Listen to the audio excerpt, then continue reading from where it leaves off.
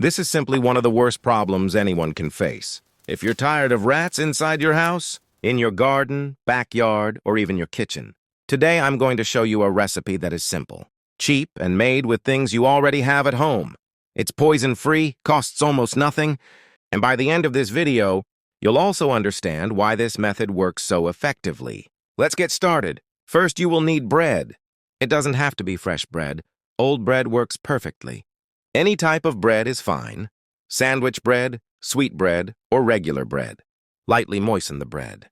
Don't soak it in water, just make it slightly damp. Now cut or tear the bread into small pieces. Smaller pieces help the recipe work better because rats can easily carry and eat them. Once your bread is slightly moist and cut into pieces, the next step is wheat flour. Take regular wheat flour. It can be with or without baking powder. And sprinkle it over the bread pieces. Mix gently until all the bread is well coated with flour. This step helps create the base of the mixture. Now comes the ingredient that attracts the rats. Add chocolate powder drink mix, any brand you have at home. Sprinkle 1 spoon over the bread and mix very well so every piece is covered. Rats are naturally attracted to sweet foods, so this ingredient makes the bait irresistible.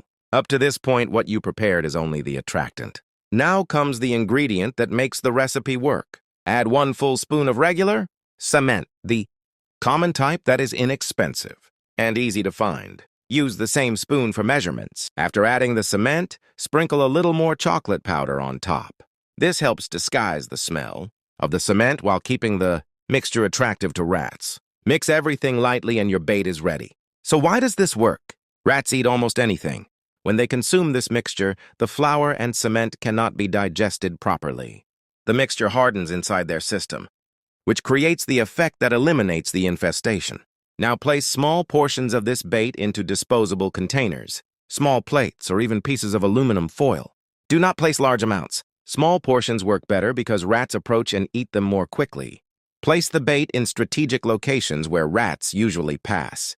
Behind the stove, behind the refrigerator near washing machines, along walls, and in dark corners. Rats prefer hidden in darker areas, so corners and wall edges are ideal spots. Even a small piece can be effective, so there's no need to overuse the mixture. And remember, even clean homes can have rats.